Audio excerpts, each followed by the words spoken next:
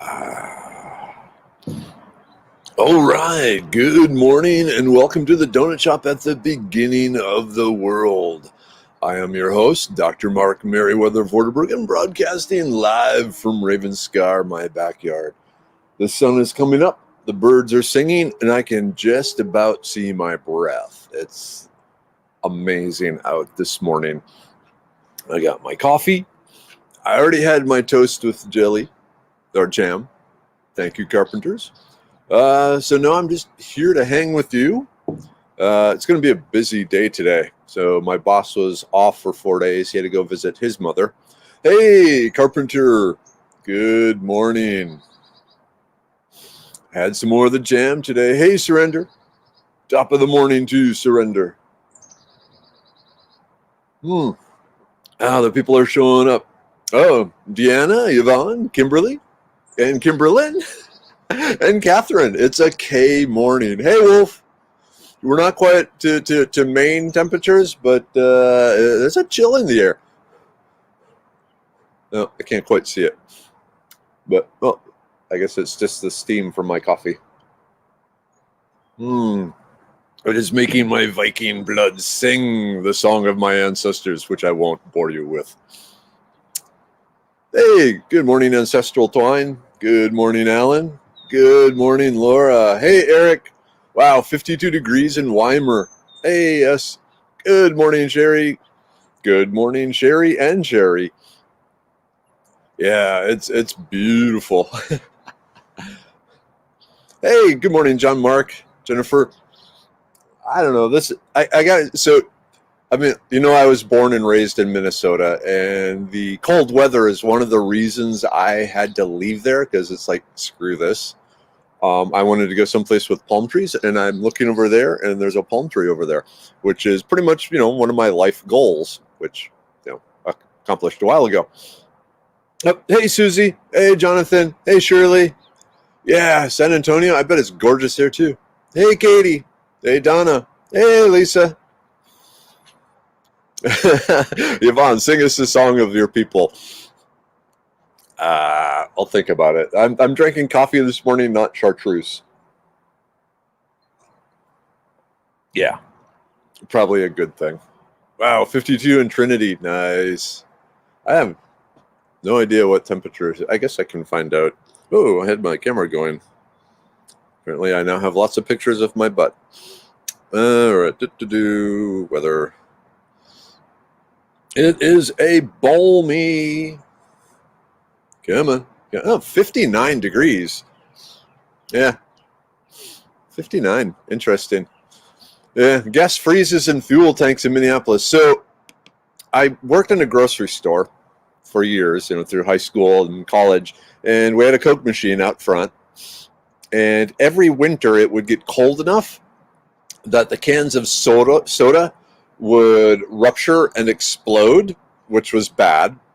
And then the temperature would warm up enough again to where the sugar water would melt and ooze all through the machine. And then, so at least in the younger, the first few years I was there, I was the low person on the totem pole. So it was my job to go out when it was, like 8 degrees and clean all this gunk out of the Coke machine. It sucked. Hey, good morning, Jackie. Ooh, working in Laredo. That's going to be chilly. Yeah, like I said, it's a good place to grow up. When I go back to my hometown, I still see groups of kids bicycling around together and stuff, and going fishing, and they got their fishing poles and all that, and it's pretty awesome. But yeah, get the hell out of there once you can drive. What is that? There we go. Well, I had to stop and not say pop. So Minnesota is one of the pop states, not the soda states. So when I think of soda, I think of baking soda, and I always have to do this mental stutter to say it. Bernice, you're up north this week and missing the cool front. It's a humid 68 there. Yeah. Whoa, 45 in Midland. Awesome. And it's Lisa is saying it's 51 in Boyd. Yes, fall is my favorite season too.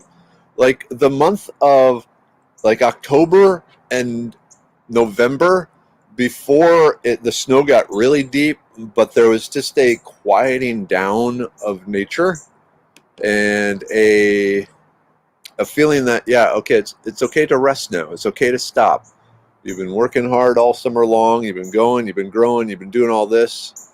Now let's chill for a while.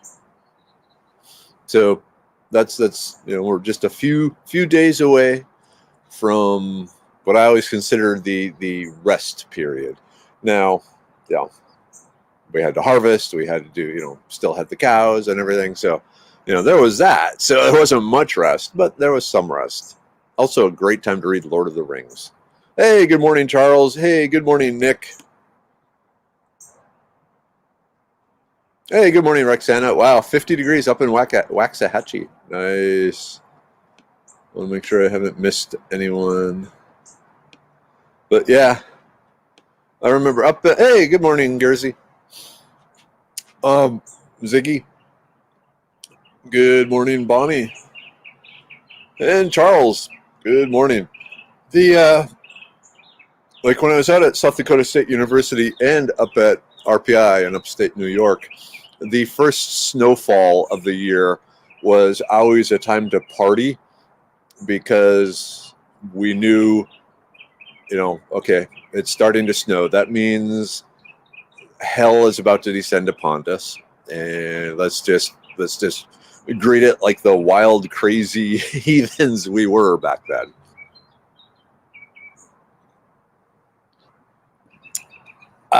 Here's a good question. Okay, so Denver Carpenter, the prickly pears around here are oddly ripening at random intervals. We know where some are that are still green, and we know where there are some already purple. Is there any rhyme or reason to prickly pear ripening? No, and they kind of evolved that way because remember the goal of a plant is to reproduce, and so it has the best chance of reproducing if it can get its seeds out and spread around. Long story short, if all the prickly pear ripened at the same time, the animals would come eat the prickly pear fruit and then go poop the seeds over like a 2-week process, and then they'd go off and find some other food, and a lot of the prickly pear just wouldn't get eaten, and the seeds and all that energy would just be wasted because they fell right there at the feet of the parent plant. But by having a more random, staggered, broad, ripening time,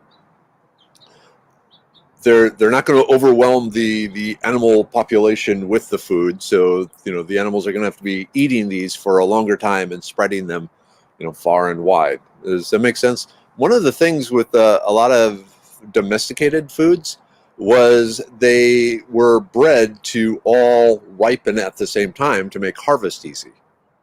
But if you were a hunter and gatherer, it was actually even to your benefit to have the prickly pears kind of spread out a long time. So something to keep in mind. It's a survival technique to increase the likelihood of something eating the fruit and then pooping the seeds elsewhere. Hey, good morning, Cleo. Hey, Sherry. Hey, Tina. Hey, Roxana. Yep. That was the other thing that took me, I could kind of adjust to soda, but then the Coke. So down here, what do you want? Coke. What type of Coke? Dr. Pepper. Okay. But, one adjusts. Like I said, when in Rome, do as Texans do. Wow, Nicole, 31-degree temperature swing today is unique to Texas. 50 this morning and a high of 81. Yep, I will agree with that. All right, someone had a... okay, here we go, Jennifer. All right, Jennifer, harvested bone set yesterday. Now what? Now hang it up and let it dry for 2 weeks. Crumble it up. Pour it in a empty Medicine Man bottle because it's nice and glass and amber. And then its main use is for fevers, colds. If for some reason you get sick because you weren't taking the shamelessly plugged the immune pill, use it for that. So think of it as a super duper cold medicine, and fever reducer, decongestant, that sort of thing is its main properties. Now, if you end up with a broken bone, then it developed the tradition of being used for that because of a nomenclature error, basically, bone set. So I want to go. The term bone set originally meant for like breaking a fever, and I don't know why. Way back in the Middle Ages, bone breaking and fevers were synonymous, but they were. But yeah, basically, you have really good cold medicine there. Hey, Leslie. Good morning. Yes, yes. I'll be talking to you at 1. So I'll be at my boss's place. So I'll be probably out in the backyard or something. But yeah, live conversation with the Your Harris County Facebook page. Should be fun. All right, Jonathan, I busted out camp gear to do inventory and check gear conditions. My tent will be replaced this season. I'm thinking of a solo hammock canopy. Is there any beginner tips on the hammock canopy that isn't obvious for us tent pitchers? Yeah. Okay. So I'm gonna put this down here because I need my hands. First, if you just lay the lengthwise in the hammock, you end up sleeping like a banana. Aha. Okay. So let's say this is a hammock and you're sleeping in it. You're going to be sleeping in the curve. So you want to sleep diagonally. And what that will do is give you a nice flat. I can't do this. Yeah, so you don't sleep parallel to the hammock. You sleep at like a 20 or 30 degree angle to it, and that allows you to lay much flatter. So that's the first thing. And now in the cool weather, you are going to lose a lot of heat from underneath you. If you are laying in a sleeping bag in a hammock, all that insulation in the sleeping bag is just going to be compressed down and offer little to no insulation. So what you want to get is what's called an underquilt. An underquilt, and what it is it's basically what it says. It's a quilt that goes underneath the hammock. It attaches the hammock underneath and insulates it that way. And with a good underquilt, the one I use is made by Snug Pack underquilt, hammock underquilt. I like it a lot, but it's a little tricky to get set up. The first time I was using it, it was cold. It got down to like 19 degrees, and I didn't have the underquilt set right, so it kept popping out from under the hammock, and I froze. I was so cold. But yeah, learn how to properly put an underquilt under the hammock, and then you'll be fine. But sleep diagonally, underquilt when it's cold. Those are the two main things. Other than that, welcome to the wonderful world of hammocks. Hey, good morning, Donald. Good morning, Tina. Holy moly, Wolf. Okay, you still have raspberries on the vine. That's insane. Hey, good morning, Mike. See you soon.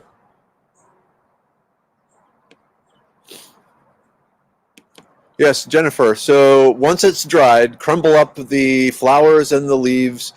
The stem is usually too hard. If you want, you can chop it up with like a scissors or something. But just, yeah, crumble it up so it looks like your normal tea size pieces. Then there you go. Wow, Darlene. Could be 81 today and 32 tonight. Damn. Texas is, this is Texas, right? Okay.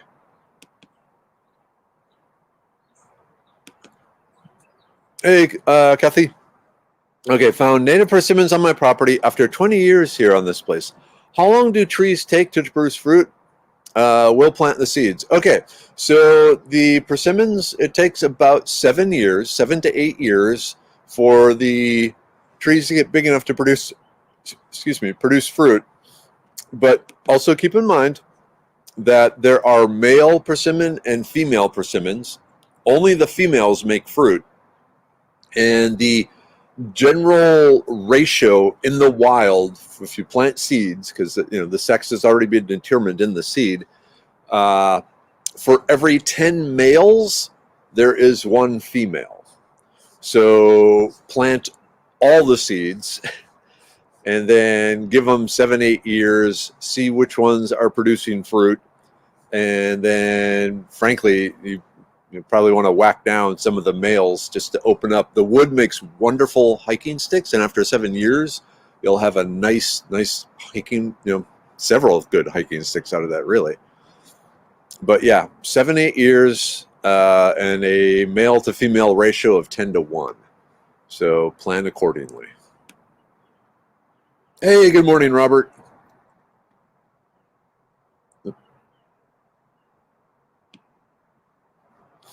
Oh, Ziggy, yeah. So Chemok is a great Texas-based. I didn't realize they were Texas-based. And you have 3. Cool. Yeah, hammocks are the way to go. Ooh, Jackie. Jackie says, maybe the cold front is what's pushing the migrating hawks through yesterday. I saw my first huge kettle of hawks while bird watching yesterday at the Trinity River in Cleveland. I was looking up at some hawks high in the sky when the clouds parted further up and looked like a boiling wall of birds. Oh, that would have been so awesome. It was only clear for a few minutes and then the clouds covered them back up. It was an amazing thing to see. I got home and researched and realized what I had seen was a hawk migration, which gets suspense. Which gets what? Oh well, we'll find it. Hey, good morning, Catherine. Good morning, C4.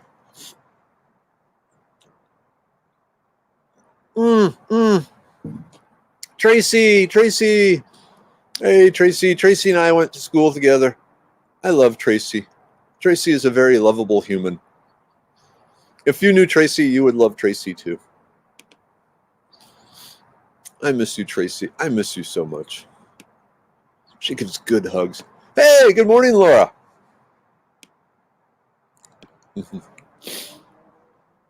Oh, okay. Good morning, Melanie. Oh, sorry, Melissa needs an MRI. Ooh, that doesn't sound good. We'll keep you in our prayers. Keep me posted. Annette, hammocks. Yes, hammocks. Hammocks are the way to do it. Oh, yeah. So we talked about a big kayak trip. And so I looked at my calendar. I have no free weekends until probably February. And by February, I probably mean March. Kind of sucks. So I don't know what's going to happen there. I don't even know when I'm going to get camping again.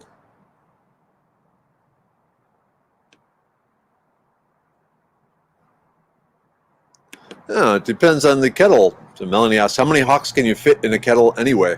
Well, if you get the modified kettle of holding, you can probably get quite a few. Ooh, Kelly, okay, tell us all about goldenrod. It is blooming.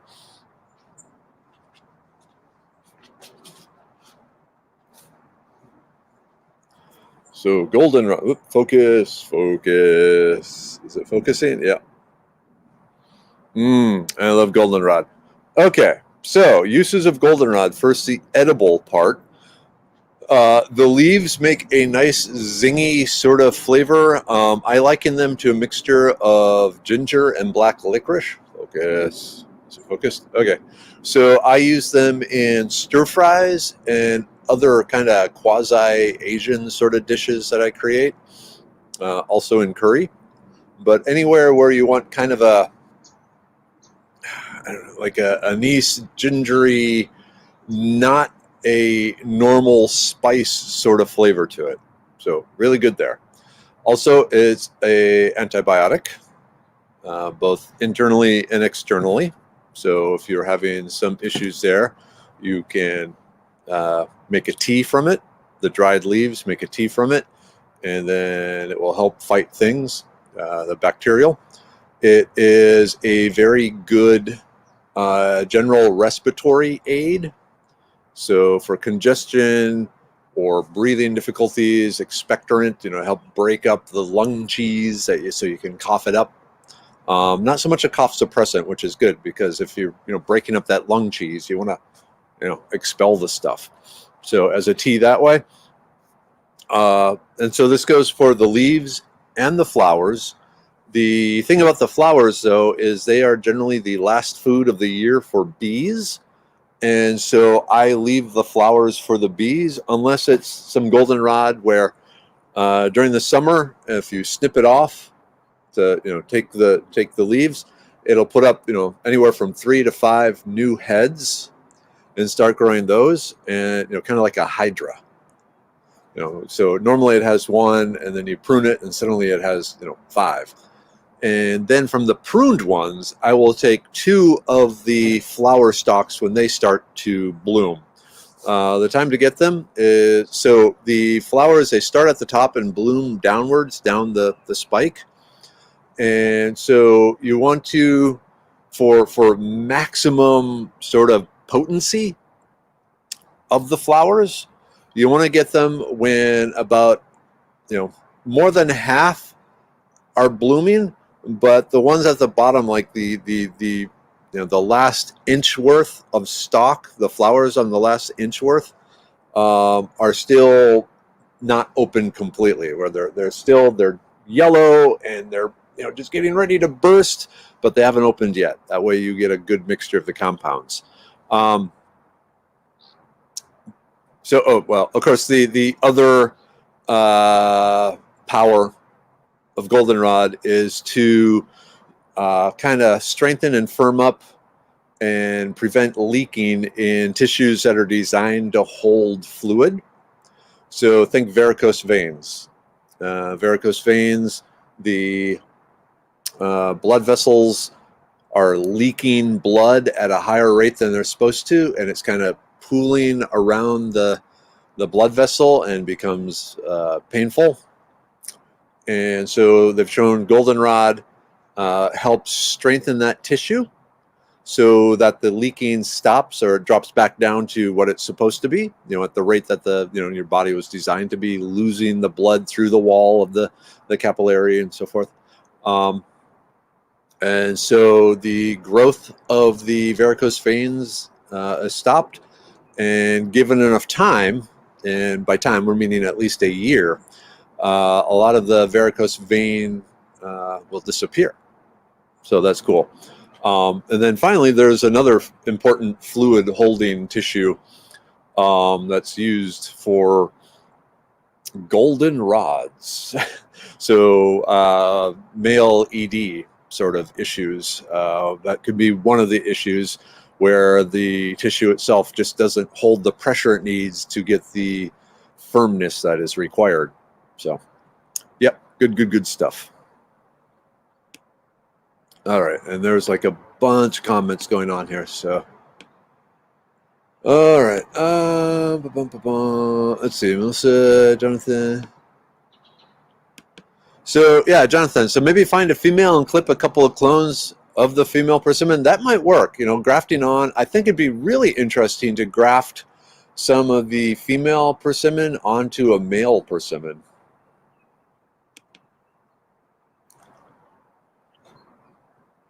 Oh man. Okay, let's see.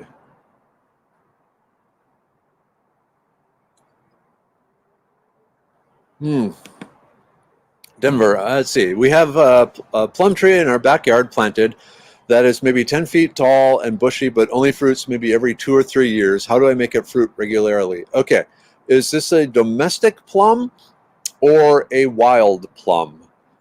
Because a number of the domestic plums are not self-fertile, and so you need another plum around that flowers at the same time to pollinate the flowers and then get the fruit. So I wonder, in your case, if there's a nearby neighbor or someone, if there is another plum tree somewhere that occasionally bees will cross-pollinate between that tree and your tree. But if you have just one, your fruit production will, I'm really be surprised you're even getting it every 2 or 3 years. So if you remember what variety of plum tree it is, excuse me, I would look up and see what is a matching variety or what is its pollination requirements and start there. Hey, good morning, Todd. How are you? So another classmate. Good times. I feel young when I do these classes or these this donut shop. All my friends show up. This is awesome. Oh, Melanie, you're going camping tomorrow? That's awesome. Sounds like a song. If you knew Tracy like I knew Tracy. It's not hard to know Tracy well.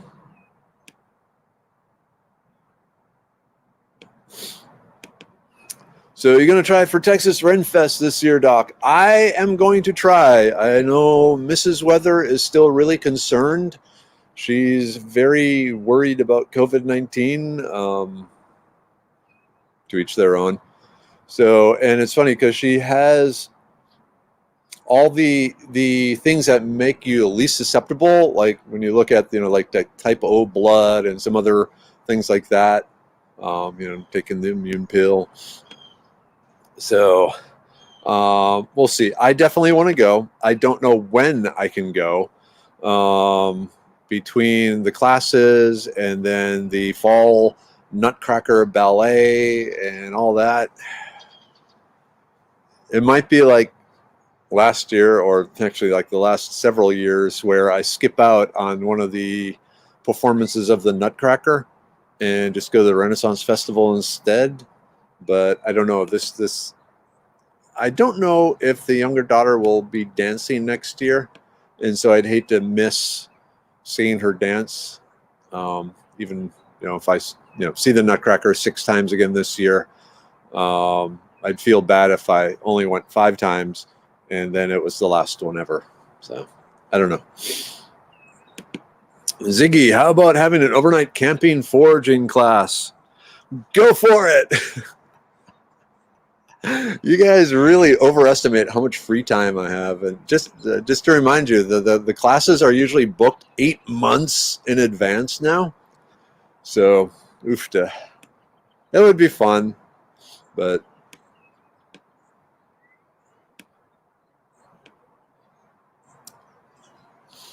hey, good morning, Alan. Good morning from Carl's Corner. Cool. Oh, okay. Yeah, definitely. If you're going to Renfest, though, you got to stop in and see Polly, Yvonne. So booth 16. Booth 16. Cool.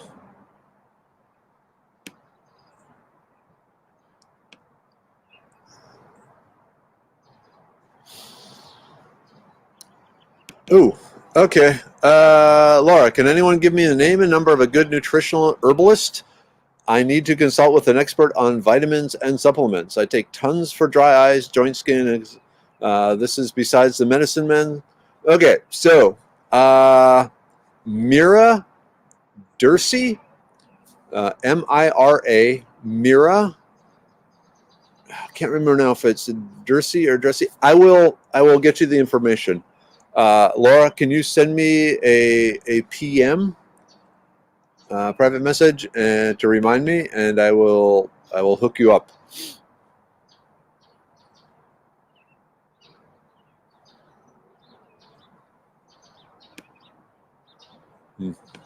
Yeah, I did see where the CCD, the Center for Disease Control, is reevaluating the whole airborne thing. So, that's actually not a bad idea, Jonathan. If I miss a Ren Fair, I can always do the donut shop in garb. That's a possibility.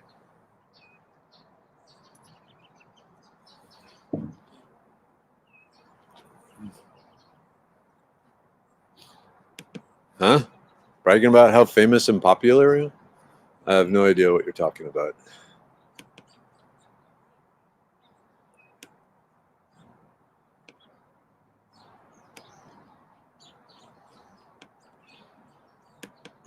Melanie, I have a bunch of booth workers and owners who opted out this year. Well, it's interesting times.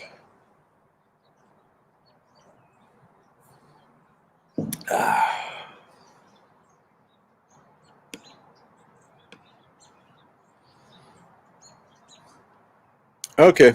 Yeah, surely. Yeah, also. So that's not bragging. That's just stating the facts. I mean, it's been booked 8 months out for like the last 6 or 7 years. Whoops.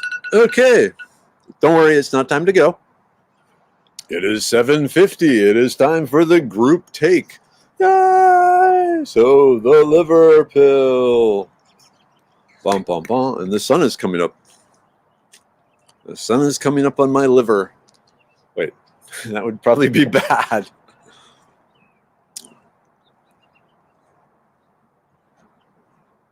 Taking 2 at a time. First 2.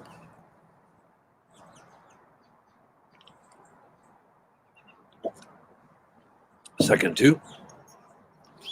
The immune pill. Dun, dun, dun. Focus, support, maintain, prepare, fight. You have an immune system. Let's power it up. Whoop, wow. 3 of those.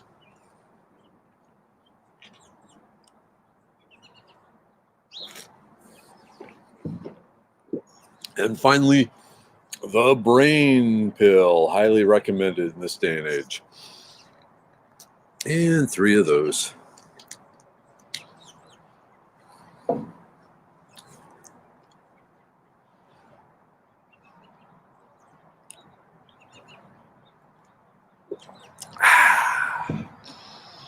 I got the power.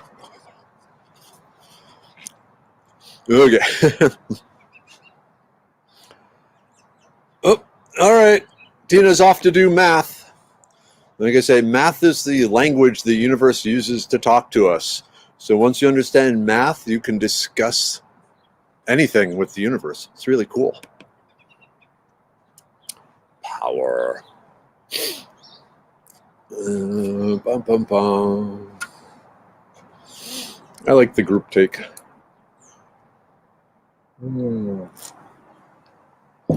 Ow. So being extremely tall with long, skinny arms, my hands get really cold just because of circulatory issues. Tall people generally have issues getting the blood everywhere, and a lot of us have just naturally low blood pressure. I do too. That's why I love to pour like tons of salt on my nacho chips. But usually this time of year, you'll see me wearing the fingerless gloves just to keep my hands warm. I need to dig those out. Hey, whoop, whoop, whoop. Good morning, Michael. Okay, Lily, will you be making an herb line for kids, like the brain pill? So, my theory, okay, this is going to take a little explaining here. All right, so the things like the immune pill are already good for kids. The liver pill, hopefully the child doesn't need that yet. The brain pill. So the brain pill is mainly designed to help people that are starting to get the fuzzy brain as they go through middle age and on, and just to help stay focused and recall and all that sort of thing. It is compounds that do things in the brain. My concern is children's brains are still developing, and so I'd rather it developed without weird outside sort of things. And when I say weird, yeah, we evolved, using these things for, 8,000, 10,000 years. But at the same time, I think just getting the kids outside, running around in nature, turning off the TV and go playing in the park and throwing rocks in a pond and, that sort of thing, and riding bicycles and throwing frisbees. There's a lot of stuff that just shows the more time kids spend throwing things at stuff, the more brain power they develop, because if they're aiming, they have to take all sorts of things into account, the whole muscle memory and targeting and parabolas and all this sort of thing. And so the brain is going, yes, stimulation, this is what I'm designed to do. And it's like working out a muscle. So those things also help adults, but during the formative years is where you want to make as many initial connections. And for that, I think the for lack of a better term, the caveman lifestyle, climbing trees, stalking things, exploring things, is going to have a much better effect on the kid's brain than popping any sort of pill. So as a medicine man, that is my personal feeling. But and that's kind of guiding my creation of these different things too. But in particular, I personally don't foresee coming up with a brain pill for kids. Other things, yeah. In fact, just to go a little sideways here, one of the things I also want to do is start coming up with stuff for dogs and pets, like a medicine man and wolf plant company. So anyway, hopefully you're not disappointed by that, but understand why I am having that opinion.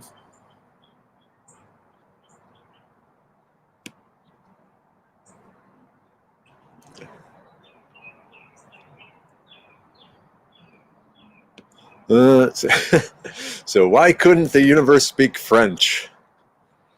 There's probably a surrender joke in there that I should not make. Not surrender, surrender like white flag.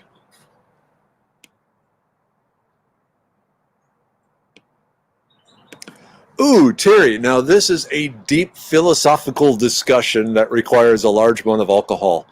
Was math invented or discovered? And that is an amazingly deep question. And there are people that argue both sides. And I can see both, unfortunately. So, but yeah, like, Melanie saying, discovered, nature has been doing math all along. But if you think about it,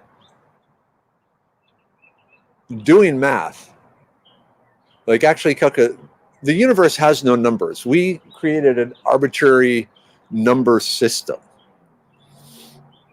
So if you think about it, the math is a model to describe things. It doesn't have an inherent solidness. There is one of things, but there is no, I guess, God. Okay, we'll go there. There may be 5 things, but the number 5 is still a social construct. Anyway, we need more beer for this, or chartreuse. Uh-huh. Hey, good morning, Katie. Oh, what do you mean? I don't think a turkey leg would be a good breakfast. Oh, why not, man? Yeah, the tryptophan.